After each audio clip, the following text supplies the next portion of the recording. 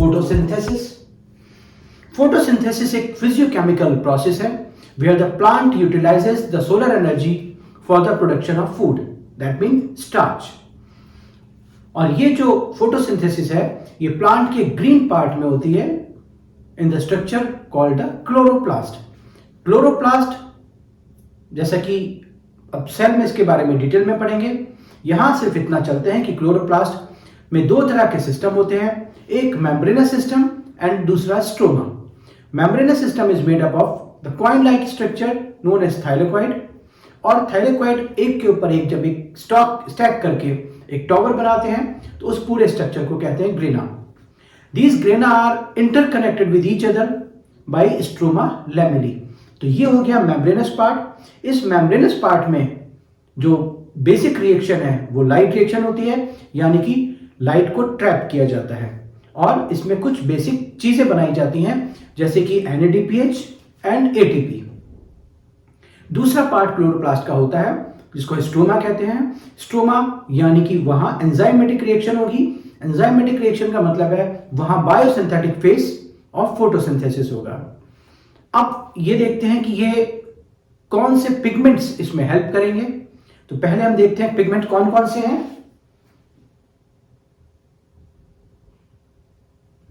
देखिए, पिगमेंट्स का नाम याद करना कि बेसिकली क्वेश्चन जो पूछा जाता है नीट में कई बार पिगमेंट्स के कलर पे पूछा जाता है। तो पिगमेंट्स का नाम याद करने का तरीका है, जो हमने पिगमेंट का नाम याद किया, that is A, B, C, X, Y. These are the pigments that mean chlorophyll A, this chlorophyll B, this is carotenoids, and it is xanthophyll. These are the pigments. इनका कलर कैसे याद करना है? Colour याद करने की technique पुरानी है, जैसे कि हम देखते हैं विबजियोर। विबजियोर में अगर हम ग्रुप बना लें 2, 2 और 2 का, तो देखिए blue green chlorophyll a, then next 2 का group yellow orange chlorophyll b, then बीच वाला common group yellow green carotenoids, and last xanthophyll।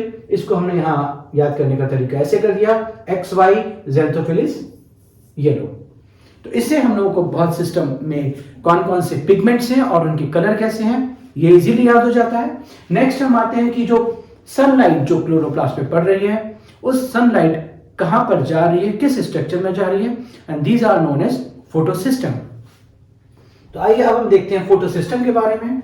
Photosystem are made up of, photosystem के अंदर जो पार्ट होता है उसको कहते हैं हम light harvesting complex. They are made up of light harvesting complex. Light harvesting complex basically दो पार्ट का बना होता है, light harvesting system and reaction centre. Light harvesting system का मतलब है यहां पर it is made up of nearly या around hundreds of pigments except chlorophyll a. इसमें क्लोरोफिल ए नहीं होता। क्लोरोफिल ए जो है उसको वो बेसिकली बनाता है रिएक्शन सेंटर। तो chlorophyll A form the reaction centre, rest other pigment form the light harvesting complex. और इस लाइट हार्वेस्टिंग सिस्टम, इस लाइट हार्वेस्टिंग सिस्टम का एक और नाम भी होता है जिसे कहते हैं एंटीनी।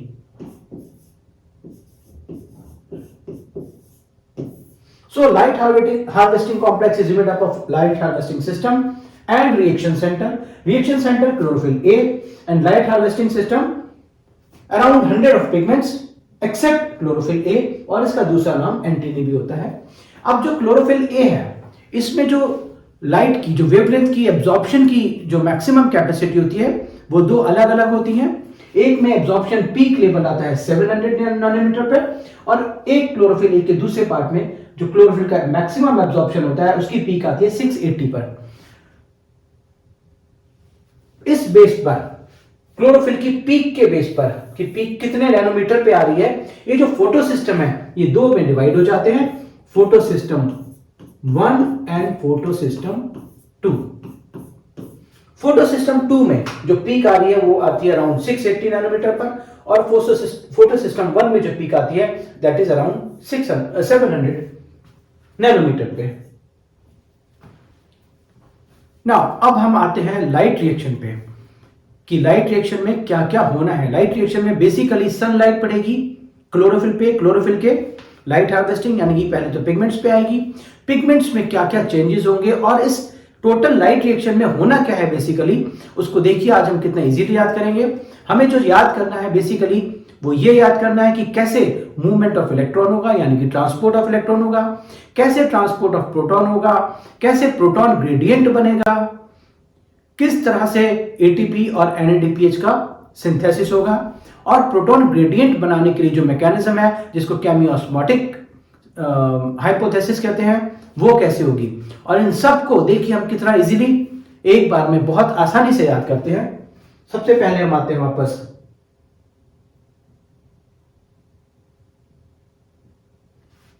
इस सिंपल रिएक्शन पे। पहले हम इसको जानकारी पे जस्ट पढ़ेंगे, उसके बाद याद करने का तरीका देखेंगे कि लाइट जो है सनलाइट आई, सनलाइट लाइट हार्वेस्टिंग कॉम्प्लेक्स जो कि फोटो सिस्टम 2 वाला है यानी कि फोटो सिस्टम 2 से रिएक्शन शुरू होनी है। इस फोटो सिस्टम 2 के लाइट हार्वेस्टिंग कॉम्प्लेक्स पे आके सनलाइट पड़ती है और यहां से इलेक्ट्रॉन इजेक्ट हो जाते हैं। ये इलेक्ट्रॉन इजेक्ट होके इलेक्ट्रॉन एक्सेप्टर के पास आते हैं, ये प्राइमरी एक्सेप्टर है। इस प्राइमरी एक्सेप्टर से ये इलेक्ट्रॉन जाते हैं इलेक्ट्रॉन ट्रांसपोर्ट सिस्टम में और ये इसका एंट्री पॉइंट है इलेक्ट्रॉन सिस्टम चेंज का और ये इसका एग्जिट पॉइंट है। इलेक्ट्रॉन ट्रांसपोर्ट सिस्टम के थ्रू जब ये इलेक्ट्रॉन मूव करते हैं तो यहां पर एक एडीपी को एटीपी में कन्वर्ट करते हैं यानी कि यहां पर एटीपी फॉर्मेशन हो रहा है।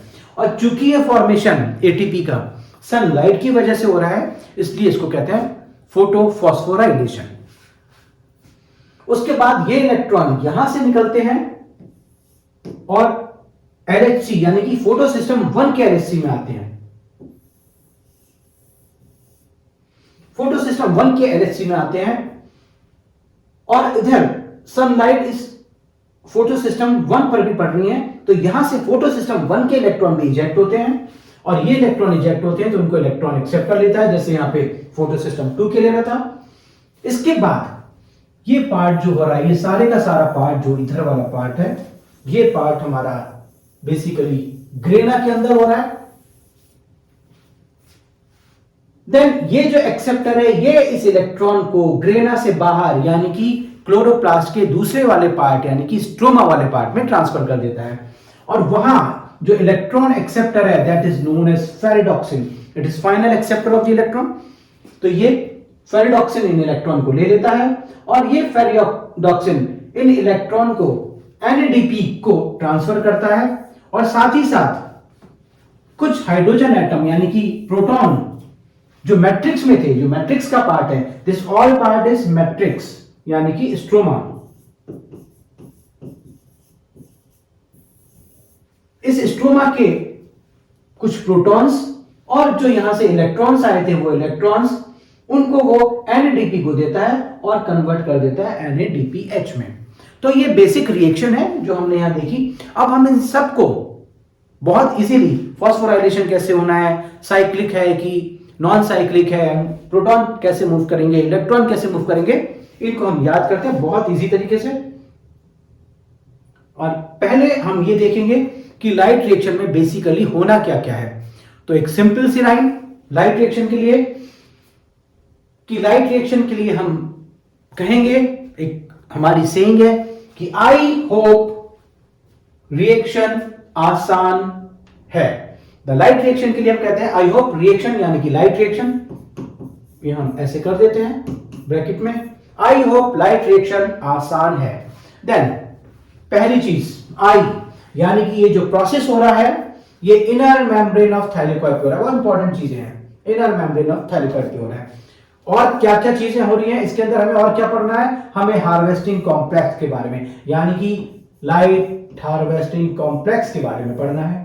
इसके बाद इसमें और क्या क्या होगा, इसके अंदर ऑक्सीजन रिलीज होगी, इसके अंदर प्रोटॉन रिलीज होंगे, इसके अंदर इलेक्ट्रॉन रिलीज होंगे। देन लाइट हार्वेस्टिंग कॉम्प्लेक्स किस किस चीज का बना हुआ है वो हमने देखा रिएक्शन से, यानी कि रिएक्शन सेंटर। रिएक्शन सेंटर का मतलब क्या है, रिएक्शन सेंटर का मतलब है क्लोरोफिल ए। और किस चीज का बना होगा, एंटीनी। एंटीनी का दूसरा नाम क्या था, लाइट हार्वेस्टिंग सिस्टम। और क्या होगा इसके अंदर, इस प्रोसेस के अंदर हम और क्या पढ़ेंगे, स्प्लिटिंग ऑफ वाटर पढ़ेंगे। फिर इस रिएक्शन में, लाइट रिएक्शन में और क्या क्या हो रहा है, एटीपी की सिंथेसिस हो रही है, अभी हमने देखा, और एनएडीपीएच की सिंथेसिस हो रही है। तो ये सारा प्रोसेस जो लाइट रिएक्शन में क्या क्या होना है ये हमने एक बार में देख लिया।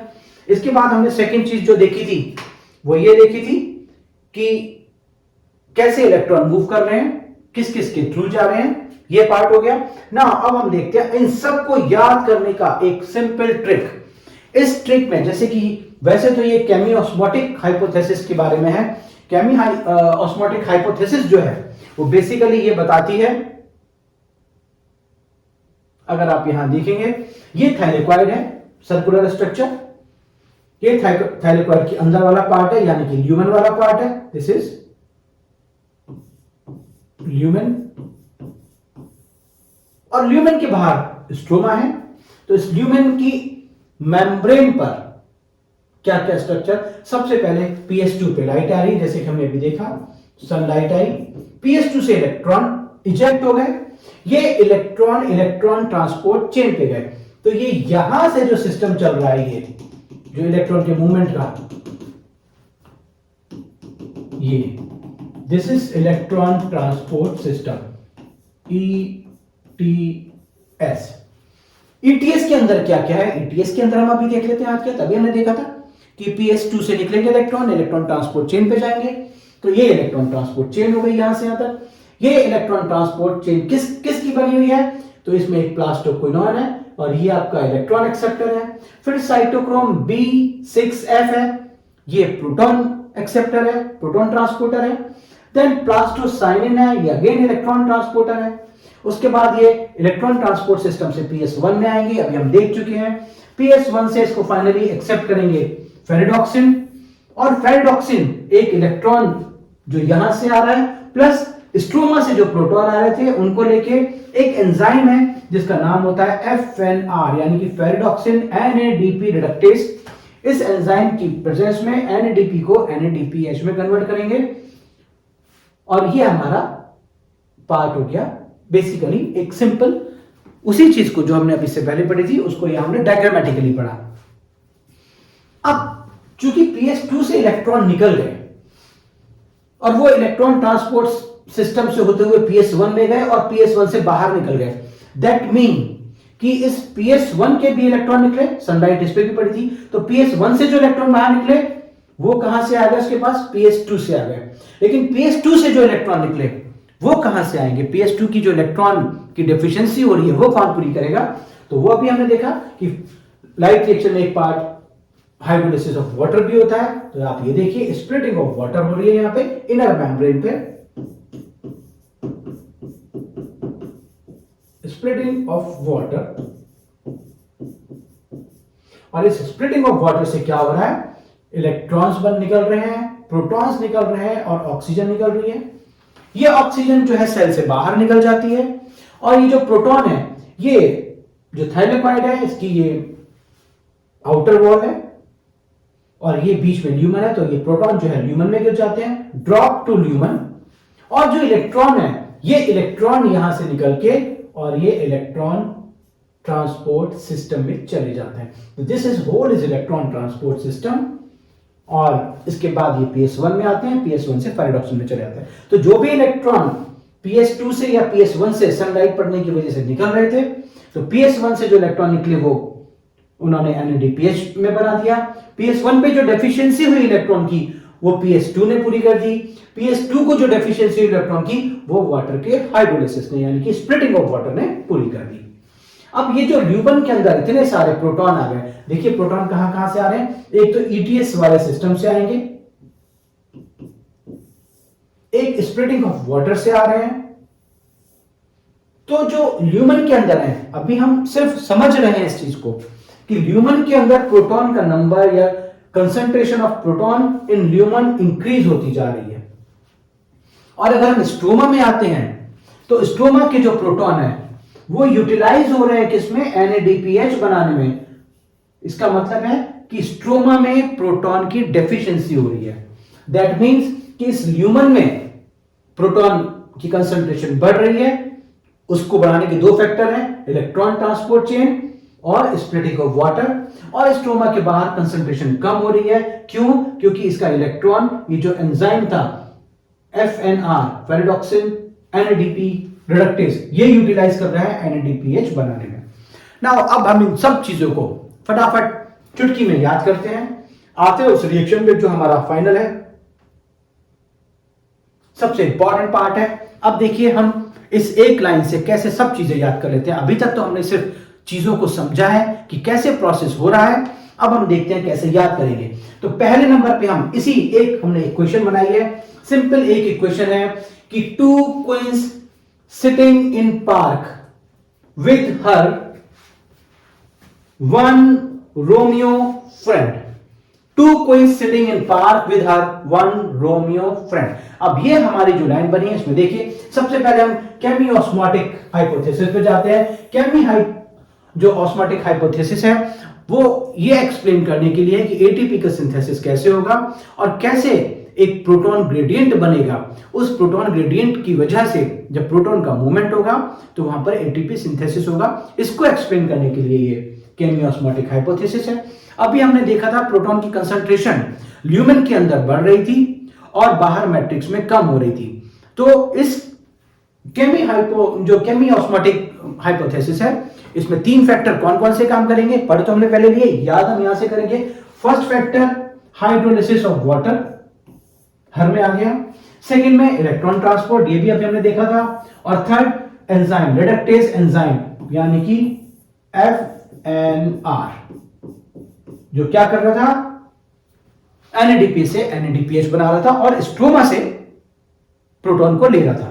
तो ये तीन तो कॉज हो गए जो इसको केमियोस्मोटिक हाइपोथेसिस के तीन बेसिस हो गए, किस बेस पर ये वर्क कर रहे हैं। अब इसके अंदर वो क्या क्या रहा है, तो two queens sitting in park with her one Romeo friend. तो हम देखते हैं टू, यानी कि ये सिस्टम कहां से स्टार्ट होगा, यानी कि लाइट सिस्टम PS2 से स्टार्ट होगा ऑलवेज। और ये हमने अभी देखा भी था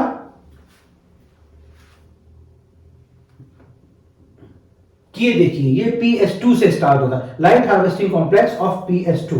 तो ये वाला पार्ट आ गया उधर ना। PS2 के बाद ये इलेक्ट्रॉन जाएंगे कहां, क्वीन के Q से बन गया प्लास्टोक्विनोन। अब देखिए प्लास्टोक्विनोन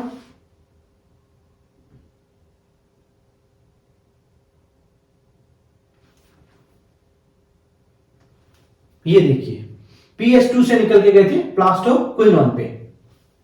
नाउ प्लास्टोक्विनोन के बाद S फॉर साइटोक्रोम, हमने सिटिंग का प्रोनाउंसिएशन लिया है, खाली लेटर नहीं लिया। S for sitting and cytochrome B6F। अब यहां देखिए प्लास्टोक्विनोन से साइटोक्रोम B6F। देन इसके बाद हम आते हैं इन पार्क के पी से प्लास्टोसाइनिन, यानी इसके बाद इलेक्ट्रॉन कहां मूव करेंगे, प्लास्टोसाइनिन में। देन प्लास्टोसाइनिन के बाद ये हमारी मैकेनिज्म आ गई। देन आते हम 1, यानी कि PS1। तो अभी हमने देखा था कि ये PS1 में जा रहे हैं। PS1 के बाद ये बाहर चले गए और इनको किसने लिया, स्ट्रोमा में फेरिडॉक्सिन ने लिया। तो यहां देखिए फॉर्म 1। अभी ये जो रोमियो बीच में वर्ड आ गया, रोमियो वर्ड ये शो करेगा, बहुत इंपॉर्टेंट पार्ट है रोमियो का, लेकिन हम लास्ट में आ जाते हैं फ्रेंड, यानी कि फाइनली फेरिडॉक्सिन पे आ गए। और फेरिडॉक्सिन ने अगेन फिर याद करेंगे कि NADP को NADPH में कन्वर्ट कर दिया, इलेक्ट्रॉन इसको यहां से मिल गया, प्रोटॉन इन्होंने स्ट्रोमा से ले लिए और एंजाइम था FNR फेरिडॉक्सिन NADP रिडक्टेज। अब जो इंपॉर्टेंट पार्ट आता है, मैंने रोमियो क्यों लिखा है वो उसका भी अपनी इंपॉर्टेंस है कि यहां पर देखिए PS2 इनर मेम्ब्रेन पे काम कर रहा है, प्लास्टोक्विनोन आउटर मेम्ब्रेन। क्वेश्चन बहुत बार पूछा गया है कि प्लास्टोक्विनोन कहां रहता है, आउटर पे कि इनर पे। साइटोक्रोम बिल्कुल मिडिल ऑफ द मिडल में है। फिर प्लास्टोसाइनिन कहां रहता है, तो कई बार ये पूछा जाता है इनका सीक्वेंस बताइए। कई बार ये पूछा जाता है कि प्लास्टोसाइनिन इनर मेम्ब्रेन पे है कि आउटर पे है, प्लास्टोक्विनोन आउटर मेम्ब्रेन पे है कि इनर मेम्ब्रेन पे है। अब इन चीज को समझने के लिए, चूंकि इसमें इलेक्ट्रॉन मूवमेंट हो रहा है, तो हम देखते हैं कि कैसे हो रहा है। रोमियो यानी कि रूट ऑफ इलेक्ट्रॉन, इलेक्ट्रॉन के मूवमेंट का रूट भी हमने इसी इक्वेशन से याद कर लिया। पहले सबसे पहले कहां जा रहा था, Q वाले पार्ट पे, PS2 से निकल रहा था and it was going to Q, यानी कि प्लास्टोक्विनोन। तो प्लास्टोक्विनोन पहला हमारा ये आया membrane, outer membrane. Second M for middle membrane, यानी कि पूरी मेम्ब्रेन पे, पूरी मेम्ब्रेन पे कौन सा आ रहा था, साइटोक्रोम B6F। हम डायग्राम देखें, ये पूरी मेम्ब्रेन पे बीच मेम्ब्रेन में है। इसके बाद आ गया प्लास्टोसाइनिन, तो थर्ड वाला हमारा कौन सा आया, इनर मेम्ब्रेन पे plastocyanin. Then out to the thylakoid, या out of thylakoid, out to stroma, out of thylakoid कहां चला गया, फेरेडॉक्सिन के पास। तो ये हमारा इलेक्ट्रॉन ट्रांसपोर्ट भी पता चल गया हमें इसी डायग्राम से। इसी डायग्राम से हमें पता चल गया कि इलेक्ट्रॉन में कौन कौन सी चीजें आउटर है, कौन सी इनर है। इसी से एक चीज हम और पढ़ेंगे, देखिए कि ये जो प्लास्टोक्विनोन है, दिस इज इलेक्ट्रॉन ट्रांसपोर्टर।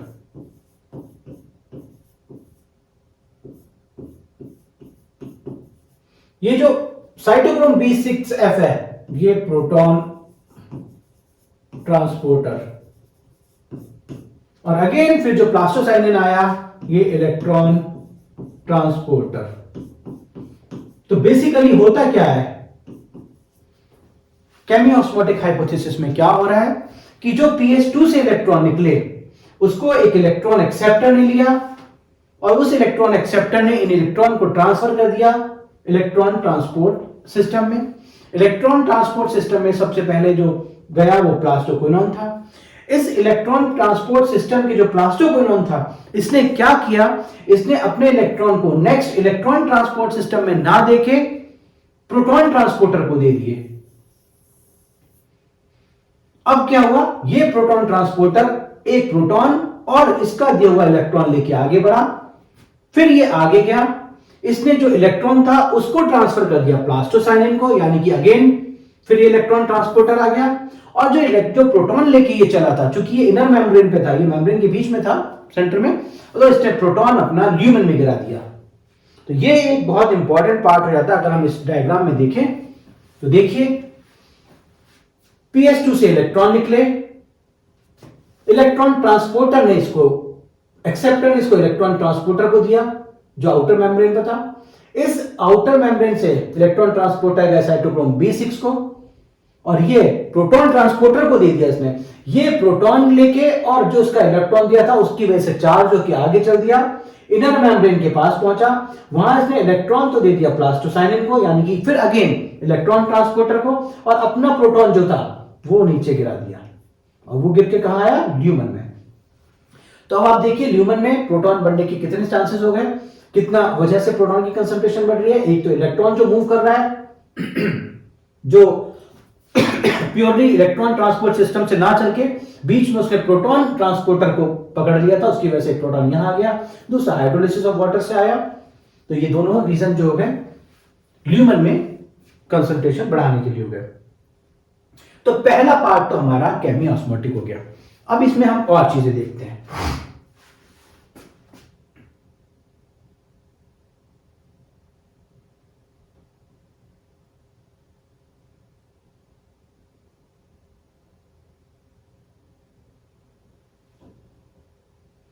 अब हम इसमें और चीजें देखते हैं। अब हम देखते हैं साइक्लिक और नॉन साइक्लिक फॉस्फोराइलेशन कैसे, तो वो भी हम यहीं पढ़ते हैं। कैसे हम याद करेंगे, हमने जो मूवमेंट देखा था, जो बेसिकली डायग्रामेटिक रिप्रेजेंटेशन था, जिसमें हम ये देख रहे थे कि कैसे इलेक्ट्रॉन चल रहा है, वो हम इधर से भी याद कर सकते हैं और या देखिए यहां से भी याद कर सकते हैं। तो ये तो डायग्राम है ही, लेकिन हम एक ही रिएक्शन से कैसे याद करेंगे वो हम उधर बताएंगे। यहां से इलेक्ट्रॉन मूव किए फोटो सिस्टम 2 से एक्सेप्टर पे पहुंचे, इलेक्ट्रॉन ट्रांसपोर्ट सिस्टम में इन्होंने एंट्री किया, यहां से एग्जिट किया, last light harvesting complex of PS1 में पहुंचे। यहां से इलेक्ट्रॉन एक्सेप्टर ने इसको थाइरोकाइड से बाहर फेरेडॉक्सिन को दे दिया। इसका मतलब है यहां आप देखिए, जब ये इलेक्ट्रॉन ट्रांसपोर्ट चेन के थ्रू मूव कर रहा था तो इसने एक एटीपी बनाया, और फाइनली जब इसने फेरेडॉक्सिन को अपना इलेक्ट्रॉन दे दिया तो उस फेरेडॉक्सिन ने स्ट्रोमा में NADPH बनाया। मूवमेंट ऑफ इलेक्ट्रॉन कैसा हो रहा है यहां पर, यहां से जो इलेक्ट्रॉन चल रहा है, यानी हाइड्रोलिसिस ऑफ वाटर से चला PS2 में, लाइट से आया PS2 का निकला, इधर से ये जो चला मूवमेंट ऑफ इलेक्ट्रॉन और फाइनली बाहर निकल गया, यानी कि ये वापस नहीं आ रहा है, तो उसको कहते हैं नॉन साइक्लिक फोटोफॉस्फोराइलेशन। फोटोफॉस्फोराइलेशन क्यों कह रहे हैं? क्योंकि यहां पर एटीपी की सिंथेसिस हो रही है बिकॉज ऑफ लाइट। तो this is the simple part is non cyclic photophosphorylation. अब इस टोटल नॉन साइक्लिक फोटोफॉस्फोराइलेशन में क्या क्या बन रहा है तो हमें दिख गया। एक तो NADPH एटीपी बन रहा है और दूसरा NADPH बन रहा है। तो नॉन साइक्लिक फोटोफॉस्फोराइलेशन में ये दो चीजें बनती हैं। अब हम आते हैं दूसरी एक इंपॉर्टेंट पॉइंट जो यहां और याद करना है कि नॉन साइक्लिक यानी कि बेसिकली लाइट रिएक्शन में यही दोनों चीजें चाहिए थी, NADPH चाहिए था और ATP चाहिए था। बेसिक रिएक्शन यही है, मेन रिएक्शन यही है। तो ये main reaction main part of the membranes system होती है जो कि क्लोरोप्लास्ट में था और उसका मेन पार्ट क्या था? थाइलेक्वाइड। तो ये रिएक्शन जो है थाइलेक्वाइड में होती है, यानी कि नॉन साइक्लिक फोटोफॉस्फोराइलेशन। और पूरी की पूरी रिएक्शन NADPH और ATP का बनना, दिस इज नॉन साइक्लिक। और ये कहां हो रही है? थाइलेक्वाइड मेम्ब्रेन में। अब हम दूसरे पार्ट पे आते हैं। अब हम आते हैं कि इलेक्ट्रॉन वापस ना जाए, साइक्लिक हो जाए, यानी कि साइक्लिक फोटोफॉस्फोराइलेशन। तो साइक्लिक का मतलब क्या है? इलेक्ट्रॉन चले और वापस वहीं आ जाए। तो देखिए यहां से इलेक्ट्रॉन चला PS2 से और ये इसमें एंटर कर गया, ये इसका एग्जिट द्वार है। तो अगर मतलब इलेक्ट्रॉन यहां से चला और यहां पहुंचा तो वापस तो आ नहीं पाएगा क्योंकि एग्जिट होके इसको PS1 में जाना है। तो इसका मतलब ये सिस्टम काम नहीं करेगा। अब क्या होगा? PS1 से जो इलेक्ट्रॉन निकला, ये इलेक्ट्रॉन थाइलेक्वाइड के बाहर ना जाए फेरोडॉक्सिन के पास, उल्टा ये यहां से घूम के ETS में आ जाए। ETS की जो एंट्री है, ETS का ये एंट्री पॉइंट है, एंट्री कर जाए और वापस फिर LHC में आ जाए, PS1 में आ जाए। Then it is cyclic. तो अब यहां क्या हो रहा है? PS1 से इलेक्ट्रॉन निकला,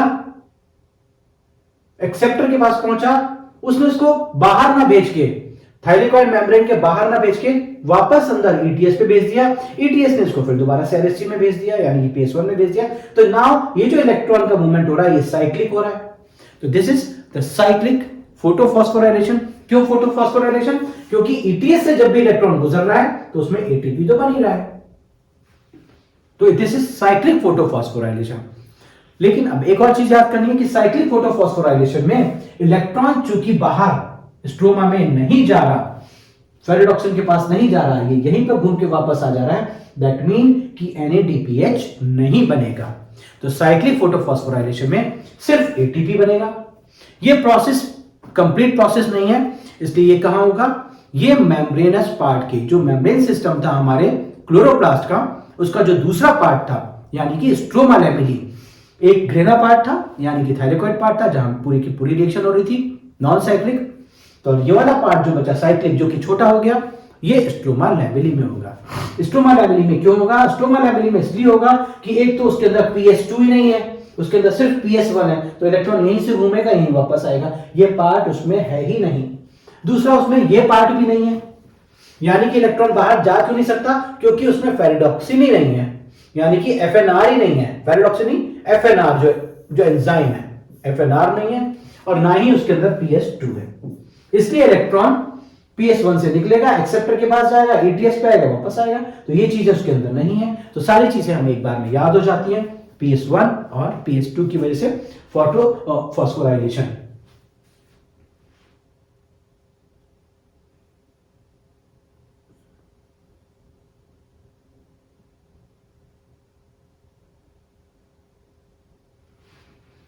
तो ये देखिए हमने cyclic photophosphorylation, non cyclic photophosphorylation, ATP formation, साथ ही साथ हमने केमियोस्मोटिक हाइपोथेसिस यानी कि प्रोटॉन ग्रेडियंट सब पढ़ लिया। अब प्रोटॉन ग्रेडियंट तो हमने देख लिया कि थाइलेक्वाइड में कैसे ल्यूमन में प्रोटॉन बढ़ रहे थे दो रीजन से, और कैसे स्ट्रोमा में प्रोटॉन कम हो रहे थे। अब इस ग्रेडियंट की वजह से ATP सिंथेसिस कैसे होगा ये हम थोड़ा सा और देखते हैं। लास्ट उसी पे पार्ट पे आते हैं हम केमियोस्मोटिक में। इसमें जो तीन रीजन काम कर रहे थे प्रोटॉन ग्रेडियंट बनाने में, वो तीन रीजन में दिखे। पहला स्प्लिटिंग ऑफ वाटर की वजह से प्रोटॉन आ रहे थे।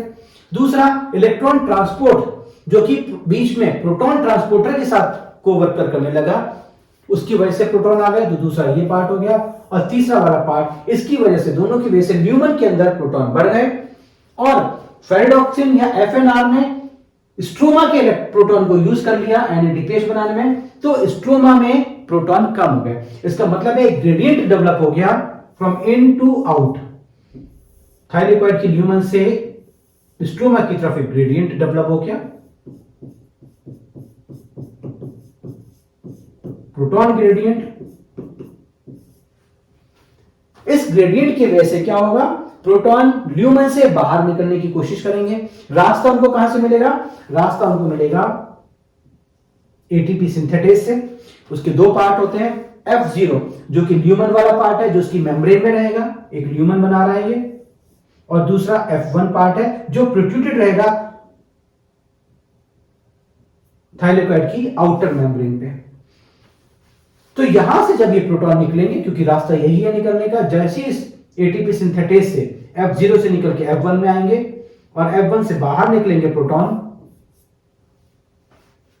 तो उस समय एटीपी से एटीपी का फॉर्मेशन होगा, यानी इस प्रोटॉन के मूवमेंट की वजह से एटीपी बनेगा।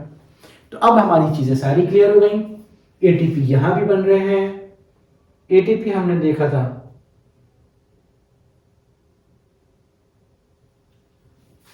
साइक्लिक नॉन साइक्लिक फोटोफॉस्फोराइलेशन में बन रहे थे, और इधर एनएडीपीएच बन रहा था। And these are the products which are required for the next part of the photosynthesis, जिसको डार्क रिएक्शन भी कहते हैं या बायोसिंथेटिक फेज भी कहते हैं, वहां ये यूटिलाइज होंगे। तो आज के लिए सिर्फ इतना ही काफी है। Thank you.